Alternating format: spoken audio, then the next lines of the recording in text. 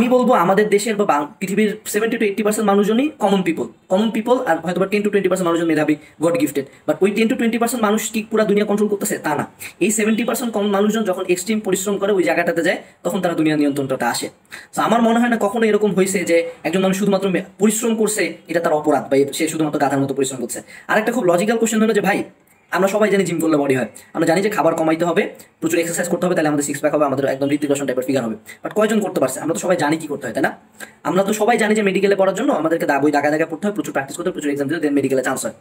কেন সবার হয় না? আমরা তো ভার্সিটি ইউনিটের সকল গাইডলাইন জানি, অনলাইনে ফ্রিতে প্রচুর পড়াশোনার ম্যাটেরিয়ালস পাওয়া যায়, তো প্রচুর সুযোগ আছে, তাও কেন সবাই চান্স পায় না? প্রশ্নটা তো এখানে। যদি আমরা কিভাবে স্মার্ট ভাবো, একটা কথা খুব প্রচলিত আছে কি, ওয়ার্ক স্মার্ট নট হার্ড। তো ঠিক আছে, আমরা তো সবাই জানি কিভাবে স্মার্ট ভাবে ওয়ার্ক করতে হয়, কিভাবে স্মার্ট ভাবে আগাইতে হয়, কেন তারপর আমরা পারি না? কারণটা হলো ওই যে ওই পরিশ্রমের একটা ব্যারিয়ার আছে, যে ব্যারিয়ারটা আমরা ভাঙতে পারি না। নাহলে আমাদের সবারই সিক্স প্যাক থাকতো, নাহলে সবাই বুয়েট মেডিকেলে পড়তো, নাহলে সবাই লাইফে খুব ভালো ভালো জায়গায় থাকতো। মানুষজন লাইফে ব্যর্থতা সফলতার মধ্যে মূল যেই পার্থক্যটা থাকে সেটা পরিশ্রম। আপনি একজন শিক্ষক হয়ে কিভাবে এই পরিশ্রমের ব্যারিয়ারটা মানুষের ভাঙে দিতে চান?